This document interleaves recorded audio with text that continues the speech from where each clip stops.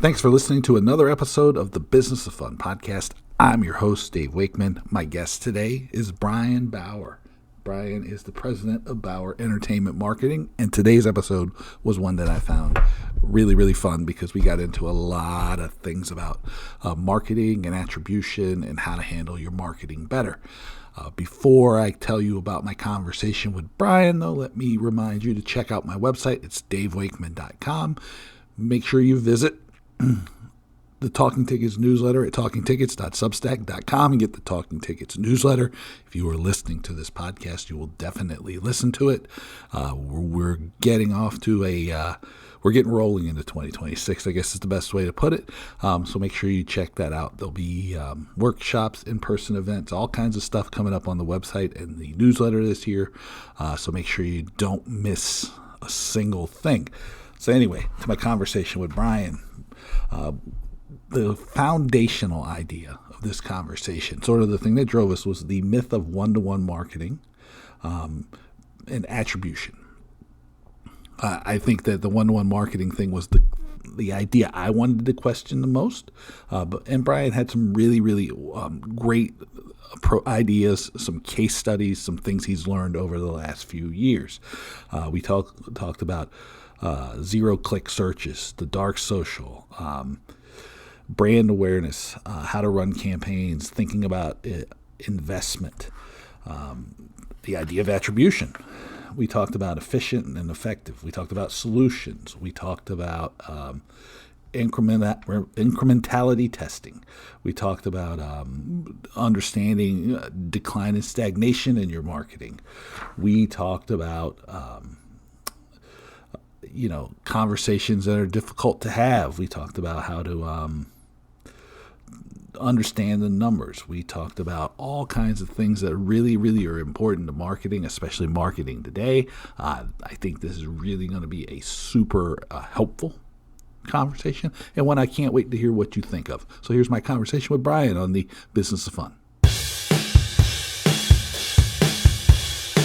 All right. I want to welcome Brian Bauer to the Business of Fun podcast. Brian, how's it going, man? It is going. Good to see you. Thanks. Great to see you.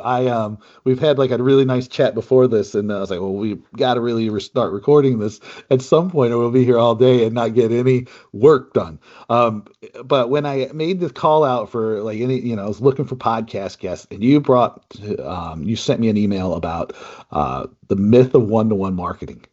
And I was like, that is a topic that I want to talk about. And because you framed it in a way that I was like, that's interesting. And it was something maybe I'd had an inkling of, definitely an inkling of interested. But like, I was like, this is something I think people are probably going to be really interested in, because I think that that's like the holy grail of marketing is like, I'm going to be able to personalize my marketing to every single person. And you say that that's wrong. So I'll give it to me. Tell me your hypothesis, and we'll have a conversation. And I'll play the role of like the sort of like, I don't believe you, Brian.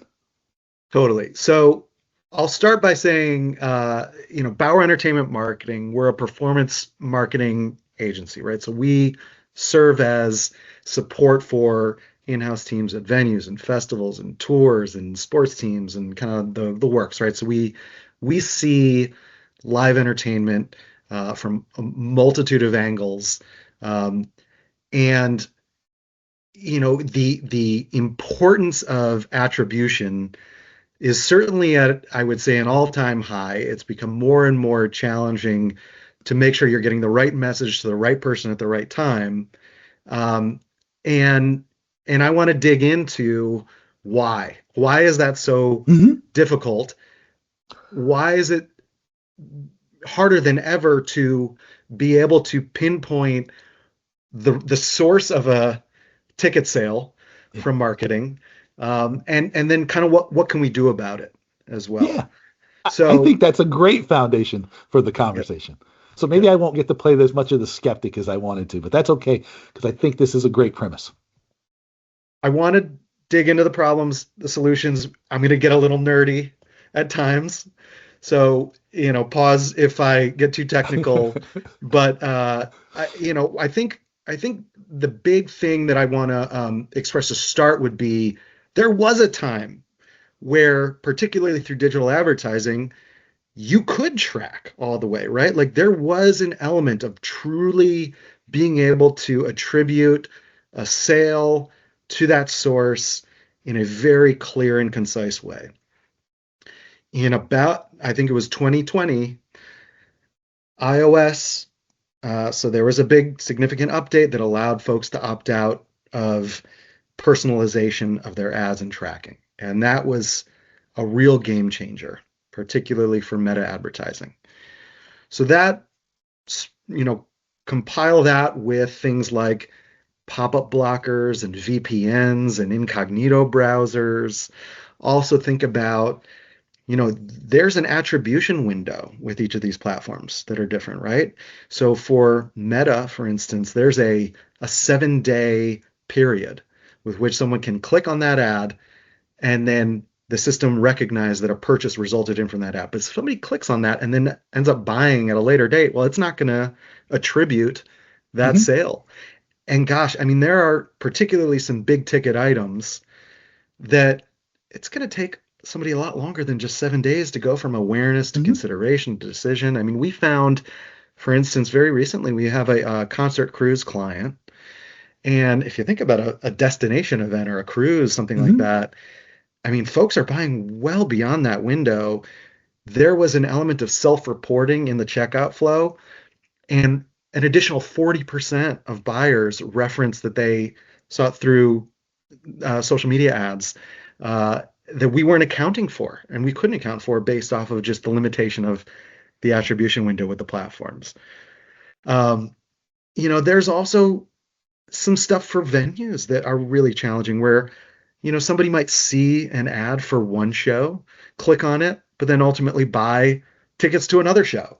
Mm-hmm. And then that gets attributed to the other, so there's a lot of kind of gray area there. There's things like, cross device behavior, right? So you see an ad on your mobile Mm-hmm.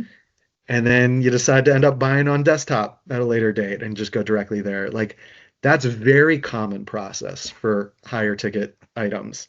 Um, the AI overview stuff too, right? So zero click searches, Yeah. that's a whole another avenue there. And I mean, the list goes on. There's dark social is the phrase where there's social media direct messages with ticket links, and that just shows up as kind of direct traffic, but it may not be, right? It came from social. Um, you know, there's there's challenges. I mean, also with the reporting piece of it too. And I know I'm kind of rambling a bit, but some of the systems they'll only recognize orders. They won't recognize tickets.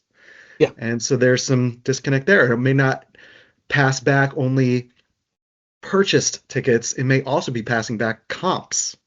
That's another thing too that you got to watch out for, or the dollar amount accuracy, if it even passes back dollar amounts. But it may factor in things like taxes or parking or kind of extra things beyond just the ticket. And so that can be really challenging with tracking. And it certainly doesn't account for ancillaries, once they're already there or walk-up sales. Mm-hmm. Um, so there's a lot of problems when it goes to being able to even just fathom how can you do attribution, which then feeds into that one-to-one communication. So Yeah. a lot happening. There's definitely a lot, and I like the way that you talk about there's no ability really for direct attribution. You put the timeline on 2020 and that iOS update, and I remember at the time too that like Facebook and Meta was like, oh my God, this is gonna really be destructive to our business. I don't care enough about Meta to like pay attention to what their quarterly earnings have been. I think they've managed it so well. And I think probably what we're going to find as we go forward is I remember the pivot to video they made, and you found out because you were talking about how things are measured and how like they were fudging the numbers. I think was what people found out around the video thing, but we can get into that later. I'm curious though because you draw a clear line in 2020, and I think one thing that's like not clear for a lot of people here, because you talked about all the different inputs and all the different outputs and all the things that are coming on, is the idea of the funnel. And like the last click, the attribution has always been kind of the holy grail. And I remember where, like, and Facebook, Meta, Google, they all did a really good job of selling us on this. But some of this inability to measure attribution, just measure like conversion rates and all of these different things, how much of it comes down to a lack of emphasis on the entire funnel, and especially that upper piece of the brand awareness? Yeah, I mean, we Because we can work consistently. down, like, I think that's probably helpful Totally. for people. Yeah, absolutely. And I think we consistently observe campaigns that are not structured in a funnel, where they're built where they may, I mean, even at arena levels, they're just boosting posts, and it's purely rooted in interest targeting, um, lookalike kind of targeting. That's top of funnel stuff. That's reaching audiences that may have never engaged before Hmm. with the event or property. They aren't really aware that it's happening, but they have similarities or Hmm. affinities that are related. Um, and that's it. That's all they're doing. And that is missing such a large piece of the puzzle. If you think about, on average, only about 2 or 3% of website visitors are converting into a sale. And you spend so much time, energy, and effort to get them to that destination, yet 97, 98% of them do not convert. And if you're not thinking about your promotion in a funneled perspective, Yeah. well, that whole bottom of funnel, that whole retargeting audience, they're gone. They're in the wind. They've left. They've been distracted by something else. Hmm. They're going, you may never see them again. And so to create a campaign that is more like a breadcrumb, and you're leading somebody from, hey, this exists, to, cool, here's some more information about it so you can actually consider it, Yeah. to, all right, you've shown interest here, you've entered the race, you just haven't crossed the finish line Yep. Hmm. by now, right? And talking to them in a different way along that journey, and doing it simultaneously, because people enter the race at different periods, right? Right. Like, Hmm. somebody may have been aware of this thing for months, somebody may just be discovering it today. So you have to have all of them running at the same time to be effective. So I feel like that is a very common oversight. Yeah. And I'm curious about what your experience looks like on this, because I think there's this, I don't want to call it a miracle that people think, but there's like this miracle, this magic, the first impression idea, right? Mm. Which is like, oh, you only have one chance to make a first impression.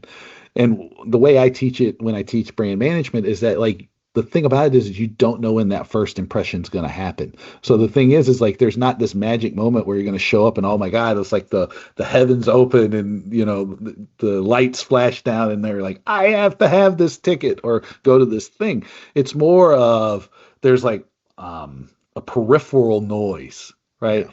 And then you don't notice the thing, because one of the pieces of research that I've done, and it's I don't know if it holds up exactly 100% to the point I'm going to make, but it's directionally correct, which we'll get to later, because as far as this, something we were talking about earlier, is it takes about 11 or 12 impressions before somebody starts to pay attention At to least. you.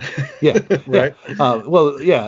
I was going to say, this was like, we were able Yeah. to look at this in a sales process, but Yeah. it was from a brand that was about 100 years old and who Yeah. had always invested in brand building and had Yeah. one of the strongest brands in the world. And so they were measuring 11 or 12 touch points before, Yeah. or impressions before people started to pay attention. So I'm curious, like, what your experience is with this, because I think that, like, I want to disprove or dissuade people from feeling like there's like investment in brand and Yeah. investment in that funnel is wasted because you can't measure the attribution as effectively. Yeah. At least if they're going to buy what we're selling today. Totally. Yeah, I mean, we are, again, we are a performance marketing firm. So we are really finely attuned to the bottom of the funnel, where we know that the bottom line is the bottom line, and conversion wins all, right? But there is no audience to retarget and to convert without first feeding it by having a Hmm. top and middle of funnel. So you can't have one without the other. And you can't immediately ask somebody to make an impulse buying decision without first winning their trust and establishing that familiarity. And so there has to be investment in brand. And I would say that yes, first impressions are very important, but it's the second, third, fourth, fifth that actually then Yeah. establishes consistency, familiarity, and then trust. And so it has to be a full packaged picture. Otherwise, it's just not going to be nearly as effective as it could be. And one of the things that we were chatting about before we hopped on the recorded call here was around event producers that have too much reliance on the variability of their performers and their talent and even maybe their team, right? Where there's such inconsistency on the field or on the stage. And it's the work around there is truly to have a brand that means something, Hmm. that represents something, that people can buy into it regardless of the performers or the players, Hmm. and that can be your baseline. And so really leaning into experience and Hmm.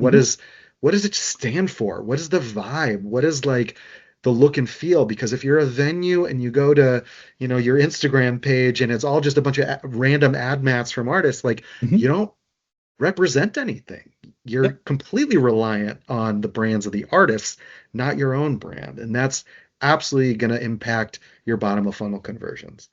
Yeah, that's absolutely true. It's I describe it in a little slightly different way. It's like and one of the great examples I believe from this past season was the Colorado Rockies, who I believe they led Major League Baseball in attendance, or they were up there, and they didn't have a very good year on the field, but people were like always there, and there's so many teams that you hear them like going, well, winning will solve everything, and I go, actually, no, because like winning will solve everything maybe in the short run. It's like Hmm. if you look at most of the World Series winners, the big boost is the year after. It's like, so not the year they're winning, but the year after is when the boost is. Um, for theaters, I'm like, on you can't have Hamilton come through every year, right? You Right, have to have right. something but better. And then festivals, right? Taylor Swift ain't touring every year, right? So you have to create this thing, right? And Mhm. it's even though, and I really like the way that you focus on knowing the bottom line is the bottom line, but like you can't convert an audience that doesn't exist, Right. because Yeah. everybody's so focused on this bottom of the funnel thing, right? But if there's nobody coming in the top, there's nobody to convert. If you have let's say 100 people in the top of the funnel, and they get down and you convert 10 people, you'll be at 10% conversion rate from that's pretty. I'll take that. Yeah. But the thing is like if you had 1 million people and you converted 1%, you'd have Yeah. a lot more people. Yeah. And I think that's like often missed, is like you got to feed more people into the top before the Yeah. bottom of the funnel can even do its magic. And one thing too that I think is often overlooked is the middle. The middle of funnel is, and it's actually usually the majority of people, right? The majority of folks know that something is perhaps happening, but not yet ready to buy. Hmm. And it really does often get just kind of cast aside where it's like, well, we just Hmm. want to introduce this and then they should buy. Well, no, there's a really big Hmm. step there. And oftentimes people are very willing to have a conversation essentially and get information. And that's a really important opportunity for lead capture, for Hmm. engagement, for doing that kind of stuff that develops relationships that Yep. feed both of the top of funnel and bottom, right? So it kind of goes middle out from that perspective. Um, because if you capture them from a contest, uh, that is a relationship that you will have essentially in perpetuity until certainly they unsubscribe. But like that is something that pays for itself multiple times over. Like then you're thinking lifetime experience Yeah. and relationship and that is just I really feel like that's a very important investment, especially if you're seeing low conversion rates from your digital ads. Well, there may be an opportunity people feel just maybe more comfortable buying over email or text message or something like that, right? So capture that data, don't ignore that piece of it. And then you can have maybe a different attribution when it comes from those sources. It's a little bit more clear than you would perhaps through Google Ads or Meta Ads or stuff like that. Yeah. Do you find that people are a little siloed in the way that they're applying the attribution? Is that one of the challenges you think? Because you talked about like going, oh, there's like social media, and then there's like your email, then there might be like your physical box office, Sure. and I think that at least to me that drives like sort of the challenge of trying to have 100% attribution Right. because like you're not if you're at the box office, you're not going, "Hey, bro, yeah, I totally saw this ad on like the billboard." And I was like, I freaking had to stop. Yeah.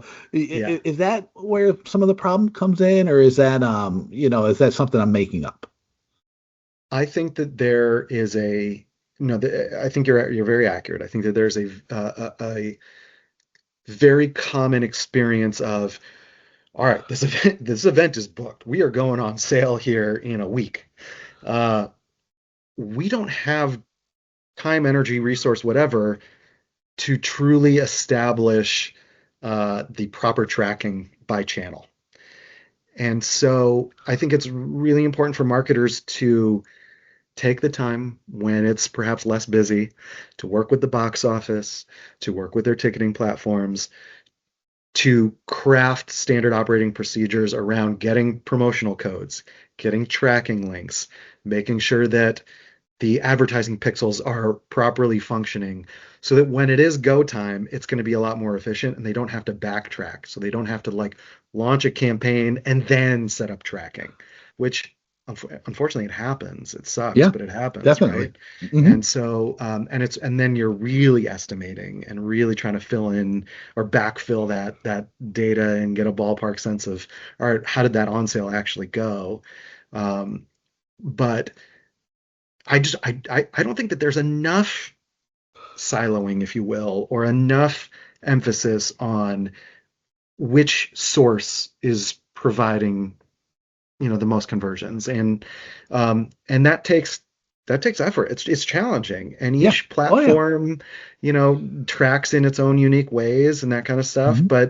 Um, but the juice is worth the squeeze when you're trying to understand what's working and what's not, right? So. Yeah.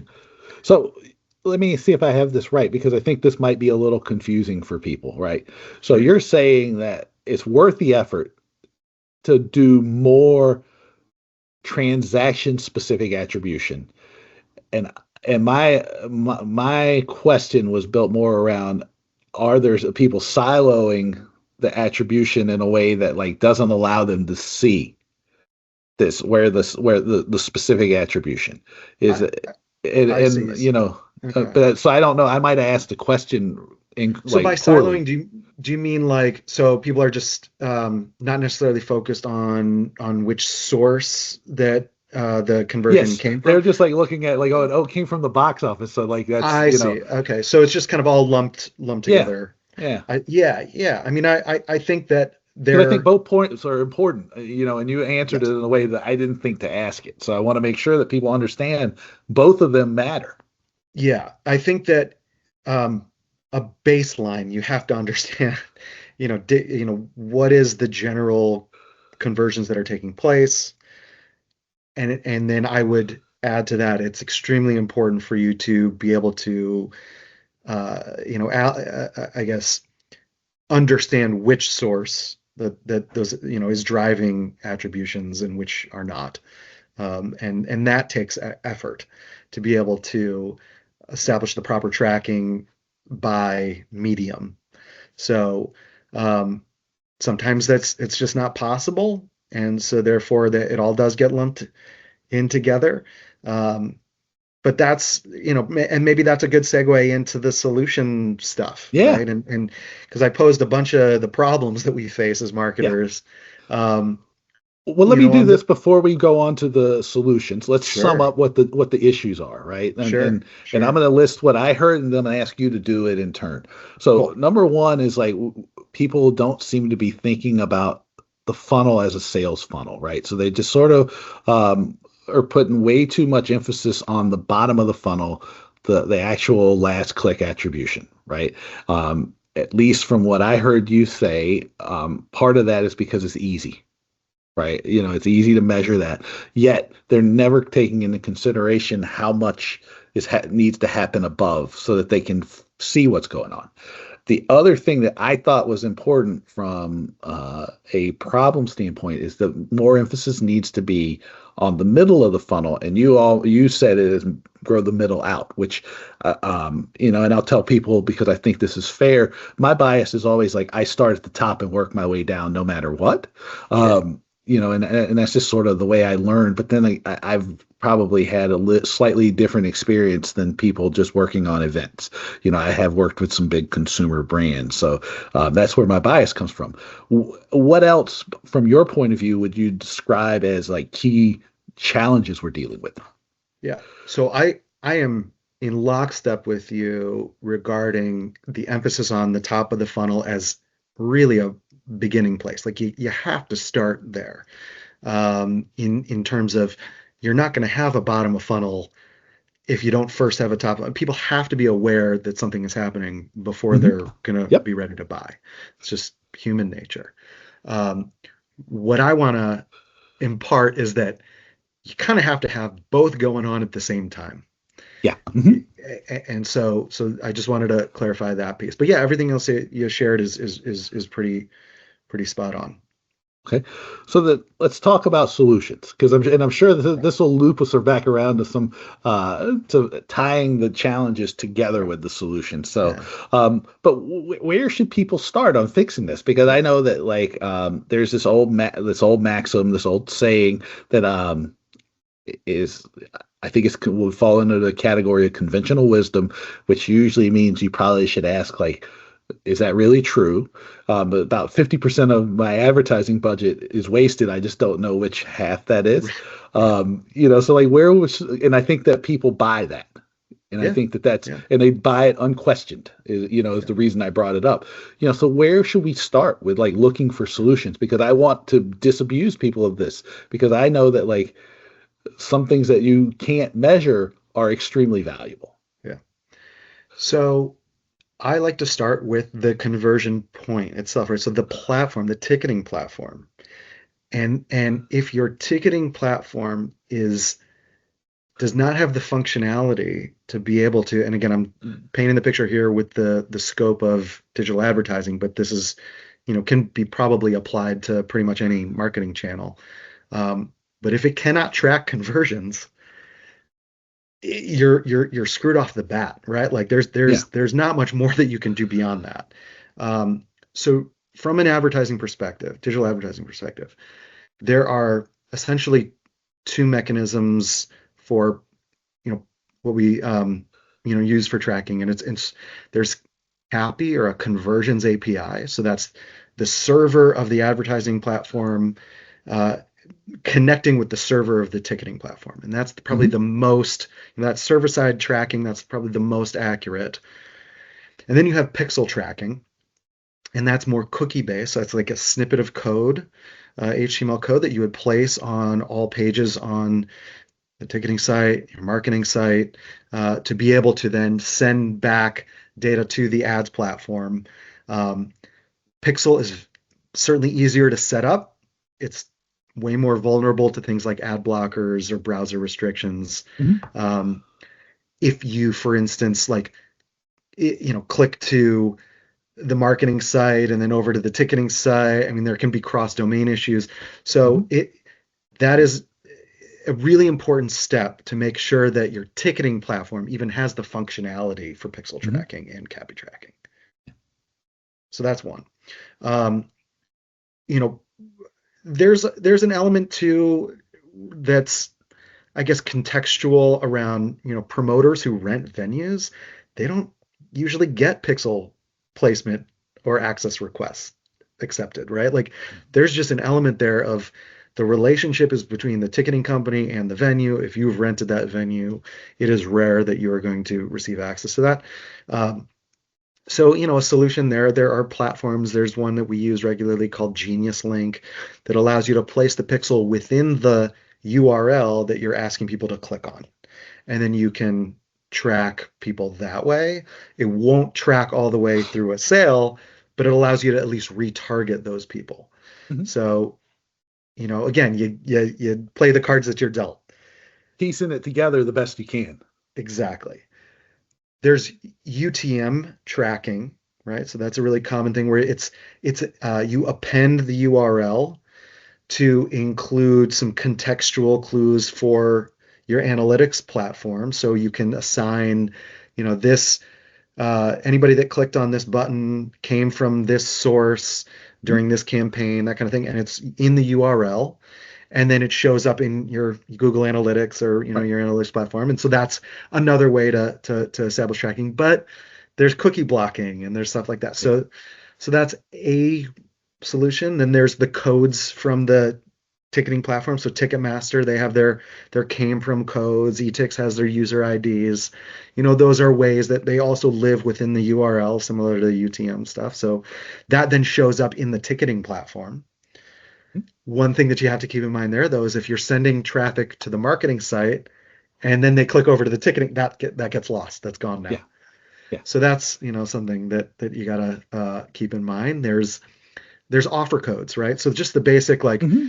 hey, anybody that entered this offer code and that offer code was only shared via email or only shared via text message, well, now you know that you can attribute for the most Hmm. part. Yep.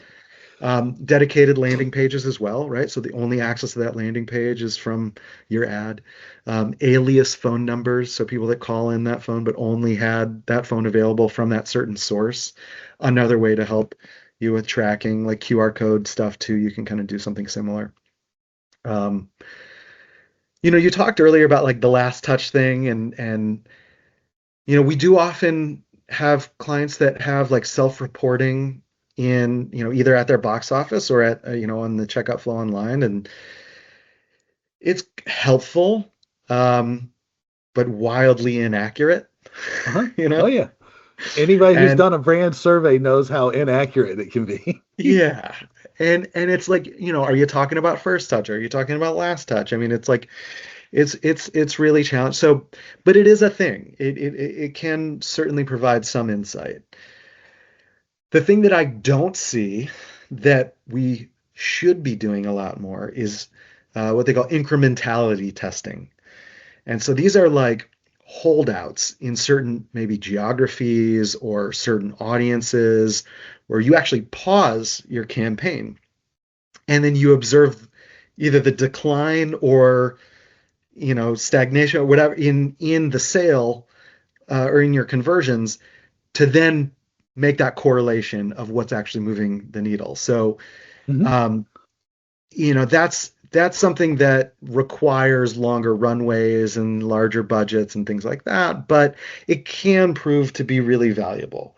Yeah. Where but at the very least, I think benchmarking your traffic and sales over time, before and after a campaign launches as well, like that really does help, maybe pinpoint what is attributing to the sales. Um, the other thing too would be really understanding in general your website visits at each stage of the checkout flow compared to orders, and then knowing what your conversion rates are. And if you know that, if you know and that's essentially accounting for all sources. So going back to what you were saying earlier, where like people are kind of lumping in everything into one big old silo, if you will. Um, if you understand, your total traffic and your total sales, that gives you a sense of really what your general Yeah. conversion rate is. And then you can compare that to in your ads manager, how many clicks and unique clicks your ads produced and contributed to that traffic. And you can apply that same conversion rate to the amount of clicks from your ads to give you a good sense of, all right, that's how many Mhm. sales resulted from the ads. So that's another directionally correct Yeah. way to look at it. So, and See, on you that got that. phrase, You like, were able to get the directionally correct thing in there yeah, because I was like going, I think this is the big key for people is like yes, there's just because there's not 100% easily attributable data, it doesn't necessarily mean that like you're wasting your investment. correct. What you need to do is instead of thinking like I'm going to be able to target this thing one to one, instead it's like I need to look at like everything the direction, because like you talked about here is like the incrementality testing and like saying like going, oh look, if I turned off this section and nothing had changed, then that's direction. That tells me that directionally, I don't know how valuable that is. It doesn't tell you like yes or no, but it's going, maybe I pay a little more attention to this because it could have something where it helps on the top of the funnel, but we don't know that and it's hard to measure. And so you have to, but that shift, that I love that term because I think it really is valuable for people. Yeah. It really boils down to it's the amalgam of all of these things. It's the promo codes, it's the UTMs, it's the pixel tracking, it's all these like taking all of them into account and then reporting on that combination of elements to make sure that yes, you are directionally correct, Mm-hmm. that you are Yeah. headed in the right trajectory, and it really actually paints kind of a more accurate picture than I think we may have even had before 2020 to Mm-hmm. some degree, right? Yeah. Where if you're pulling from all these sources and not just relying on a single Mm-hmm. source of your attribution data, it gives you a more holistic understanding of your full marketing. And so, yes, it takes more work, it takes more effort to kind of paint this picture, Yeah. Mm-hmm. um, but it's really important. And I think a lot of marketers are still too perhaps reliant on just what the pixel data is showing in their ads dashboard and then Yeah. calling it a day, and not really considering that, boy, wait, I mean, it's actually wildly inaccurate. And Yeah. maybe Yeah. we're underreporting or maybe Mm-hmm. overreporting. And it takes this process to take into account all of these data points to really give ourselves that gut check and understand what truly is moving the needle. Well, let me ask you. So the first thing is what I like about the way you describe this is it reminds me of something I'm sure people are familiar hearing from me, which is that like your marketing is everything. Every touch point matters, right? And like so none of them are throwaways. So you shouldn't think of it as like going, oh well, this thing over here is important, but this is not. No, it all matters. So it pays to be more thoughtful, which like you said, it causes more work. But the thing is like it may cause more work up front, but it probably causes less in the back because you're not panicked. You're not, or you're less likely to be panicked. I don't want to say you're less panicked. You're less likely to be panicked. You're also less likely to have to resort to deep discounting and other brand destructive activities. Because like we were talking about before, it's like the pricing things people want to know about pricing, and I'm telling you, like this investment in effort at the start is going to make directionally correct, and it's going to help fight some of these challenges you're facing. But what I'm curious about is like you're talking about people over-reporting, under-reporting, getting in the dashboards, digging around, and everything. Um, and I'm sort of curious because I think, and this is maybe something I struggle with, and it might be because of like some of the things I do. Is do you feel like people have enough training as like a whole in the holistic job of marketing that allows them to help understand this full context of what you're talking about? Because that's one thing I spend a lot of time talking to people about is like helping them understand like it's not the job of the marketer is not just to like set up the right Google ads thing or like just the right like URLs and stuff. It's like a bigger job, Yeah. and I know it's a training thing because and I'll say it so you don't like, it's like a lot of the training that people are getting, I know is not very good unless it's like really like really specific to a thing. But the overarching like how do you manage your brand? How do you do this? How do you do that? It's not up to par. It's just, Yeah. and so I'm curious if that's like, if I'm just making that up and being needlessly difficult because I teach a class on the thing. No, I mean, listen, we we're able to apply a lot from other industries, but man, is our industry weird and unique, and it's also very attractive. And I would say oftentimes the barrier to entry is relatively low. Anybody can just start to produce their own event. I mean, when you think about it, certainly it's at different scales, um, but there are a lot of people that enter the this industry that absolutely do not have experience or training. Yeah. Um, Frankly, we built our own training for our people. Yeah.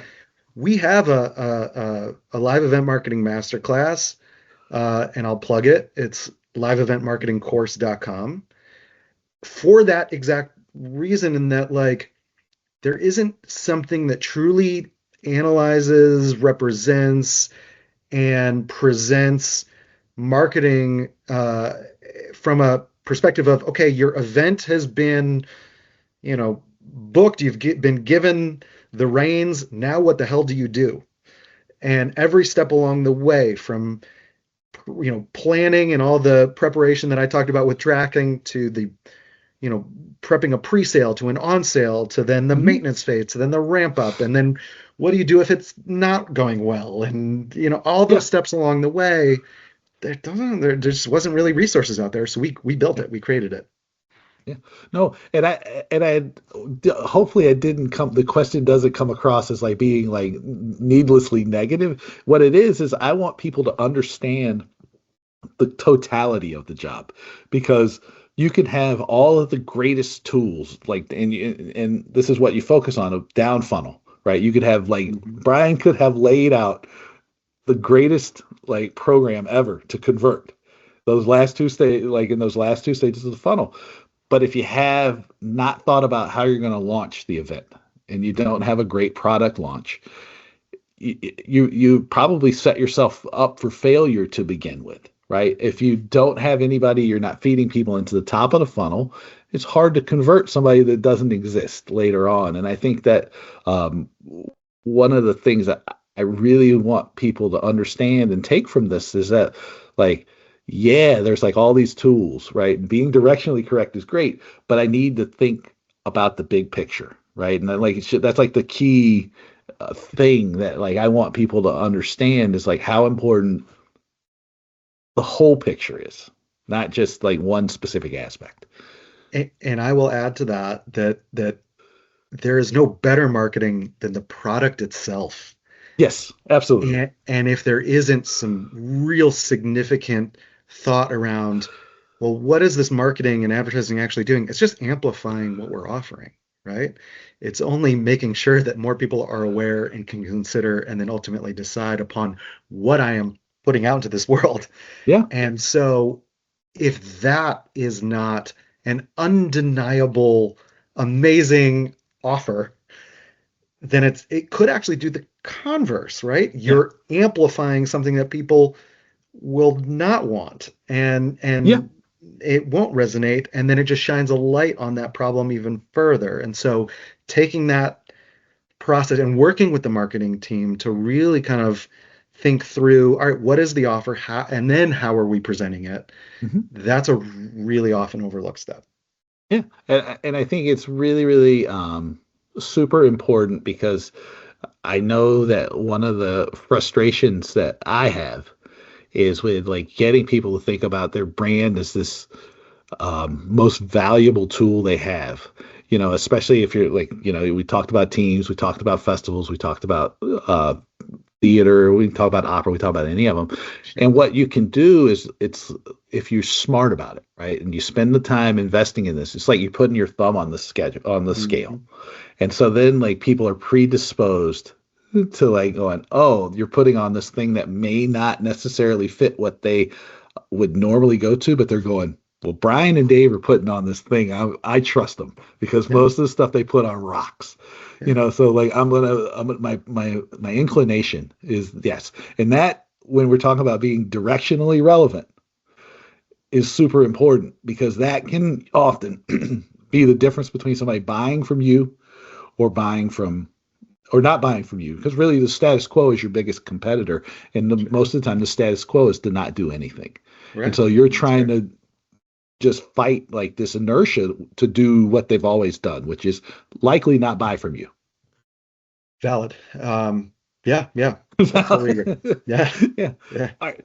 So Brian, did we hit everything? Do you think we made a case for why you need to like think about your marketing from a holistic point of view and that you kind of have to like be a little careful about the way that you think about attribution of your especially in the digital sales process. I mean, because that's kind of where your focus, Yeah. but just as far as like sales in general because just because you're doing a great job doesn't mean that those sales are showing up just on the social media because they could come through the box office, they could come through all Sure. this.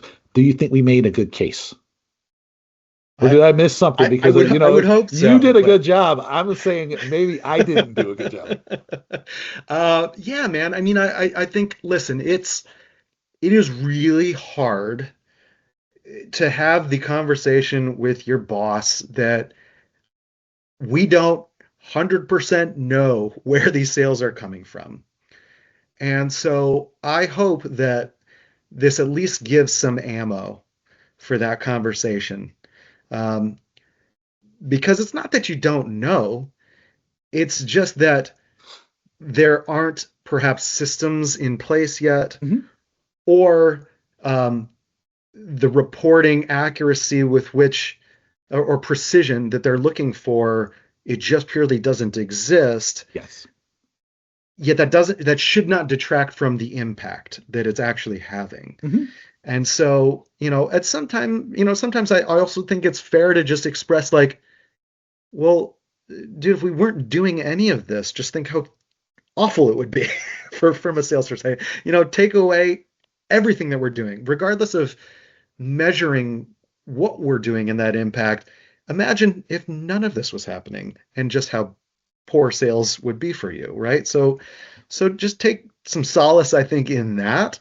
Not that that would be a great conversation with a boss either, That but would be an uh, amazing conversation to sit in on. Though, like, going, yeah, how I about you mean, tell your boss if we didn't do anything?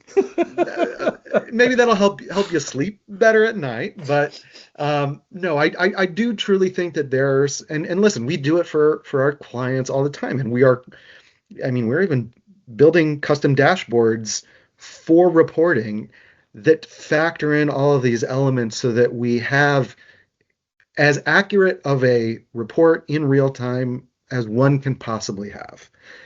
And everybody's infrastructure is different.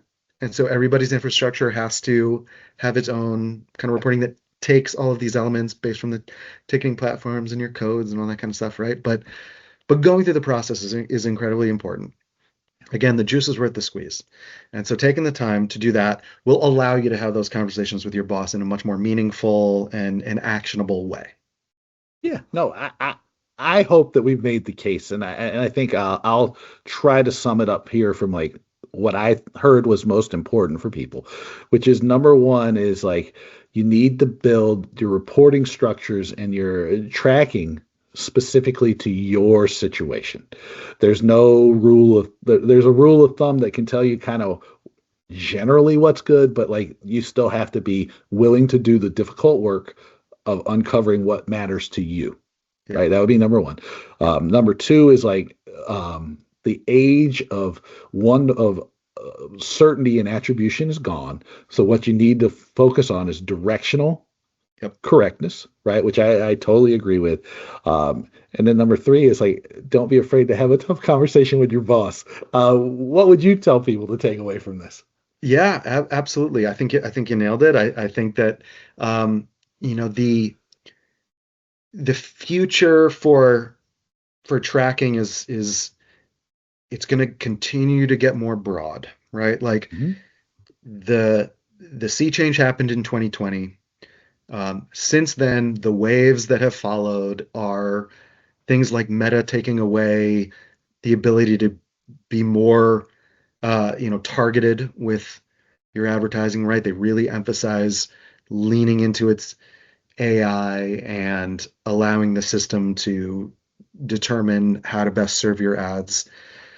There's more emphasis now today on creative assets being your targeting, right? So incorporating your target audience, like you want these types of fans for ads, we'll include those fans in the video of your ad. That kind of Mm-hmm. stuff, right? The AI's systems are picking up on that. So things are just getting more broad with regards to targeting, and therefore it's also getting more broad with regards to measurement and tracking, and it's going to continue that path. And it makes things really really difficult, but it's not impossible. And so start now. Um, put in the effort. We're here to help, and it's just yeah, it's just more important than ever. Yeah. All right. So let's plug some stuff because you mentioned your course, right? Yeah. Let's plug that. And then how can people find you on the internets? Yeah, so Bauer Entertainment Marketing, our website is bauerentertainmentmarketing.com. And we do offer 3 free ideas if you'd like to sign up for it, right? Just a good place for us to provide, truly actionable recommendations based off our observations. So like something very specific about what's a roadblock getting in the way of sales, what's working, okay, but could Mhm. be better, what's Yep. not yet in place that can move the needle. And we like to just start our engagements there. Whether you work with us or not, we're happy to help. But that's a good place. And then we certainly, we also offer more comprehensive audits too. We call it the Amplify audit. So if you really want us to look under the hood, just a kind of a one-time report, and we'll dig in and really much more comprehensively find those opportunities Mhm. for you and your team to kind of take and rock with. But that's a really great place for us to start. Awesome. Well, Brian, man, thanks for spending so much time with us today. Appreciate you. Thanks, man. Let me know what you thought of my conversation with Brian by sending me an email to my email, dave@davewakeman.com. Check out my website. It's www.davewakeman.com. You made it 53 or so minutes into this podcast. I know you love it. So check out the Talking Tickets newsletter. You'll love that just as well. That's at talkingtickets.substack.com. Do me a solid. You've made it this far, you're hearing this part of the message, rate and review the podcast on your favorite podcast platform, and share it with one of your colleagues. All these things help me continue to get great guests like Brian, have these good conversations that I can send out to you and share with you, and positive reinforcement for me. Who am I? I'm a sucker for it. All right. As I always say at the end of these things, thank you so much for listening, and I'll talk to you soon. Take it easy.